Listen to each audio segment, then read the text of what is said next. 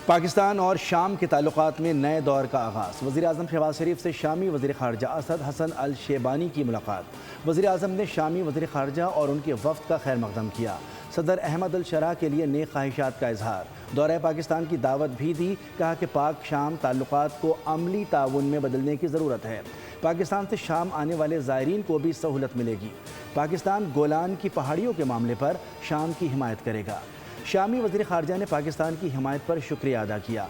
शामी वज़ीर ख़ारजा की वज़ारत ख़ारजा आमद इसहाक़ डार से मुलाकात में इलाक़ाई सूरत हाल और अहम इलाक़ाई पेशरफ्त पर भी तफसीली बातचीत।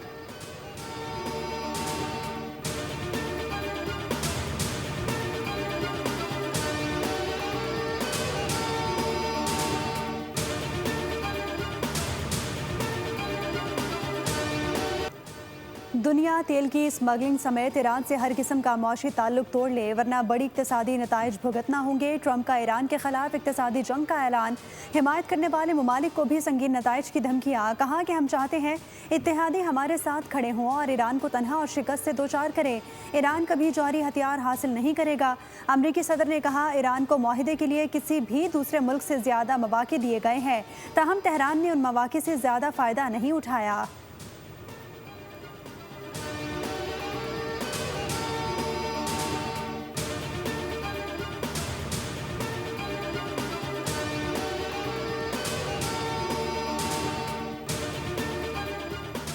अमरीकी इक़्तिसादी दहशतगर्दी आलमी मईशत के लिए ख़तरा है। ईरानी वज़ीर ख़ारजा अब्बास इराक़ची ने कहा है कि अमरीकी सदर का ईरान के ख़िलाफ़ माशी ऐलान जंग अमरीका के अपने बहरान से तवज्जो हटाने की एक कोशिश है।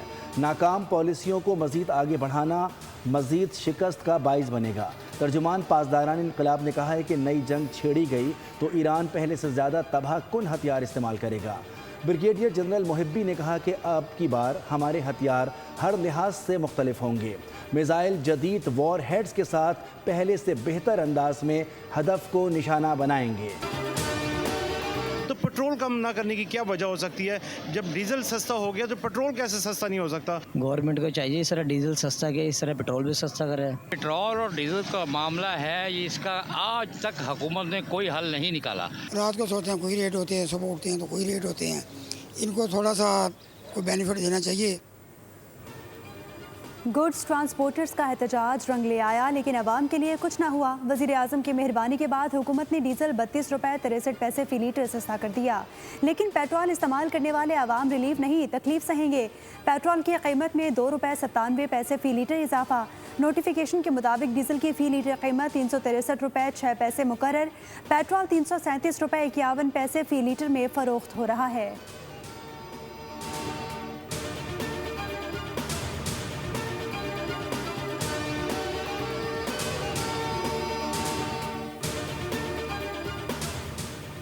ट्रांसपोर्टर्स का हुकूमत की जानिब से डीजल की कीमत में 32 रुपये फ़ी लीटर कमी का खैर मकदम। किरायों में 10% कमी का ऐलान। सदर goods transport alliance Malik Shahzad Awan ने कहा कि पेट्रोलियम मसनूआत की कीमतों में रोज़ाना के बजाय कम अज़ कम 15 दिन बाद रद्दोबदल किया जाए। कीमतों में इस्तेहकाम से ट्रांसपोर्टर्स और कारोबारी तबके को बेहतर मनसूबाबंदी में मदद मिलेगी। हमारी कोशिश से रिफाइनरी ने बात मान ली, डीजल की कीमत कम हो गई। IMF के साथ मुआहदे की रोशनी में इकदाम कर रहे हैं। वफाकी वज़ीर पेट्रोलियम अली परवेज़ मलिक का तकरीब से खिताब।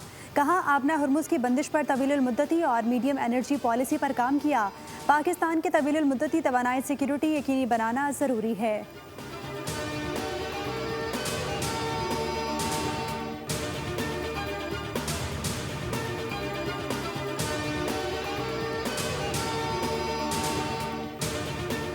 सोने की कीमत में बड़ा इजाफा। फ़ी तोला सोना 13,700 रुपये महंगा। कीमत 4,71,963 रुपये हो गई। फ़ी तोला चांदी की कीमत 369 रुपये बढ़कर 7,169 रुपये हो गई।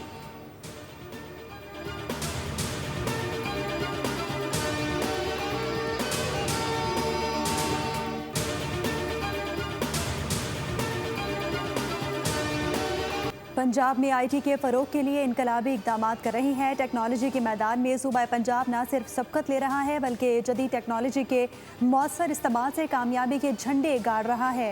वज़ीर आला पंजाब मरीम नवाज़ का तकरीब से खिताब, कहा डिजिटल निज़ाम की बदौलत अरबों रुपए की बचत मुमकिन हुई। अवाम की मेहनत और खून पसीने की कमाई को रिश्वत और करप्शन की नज़र नहीं होने दिया जाएगा।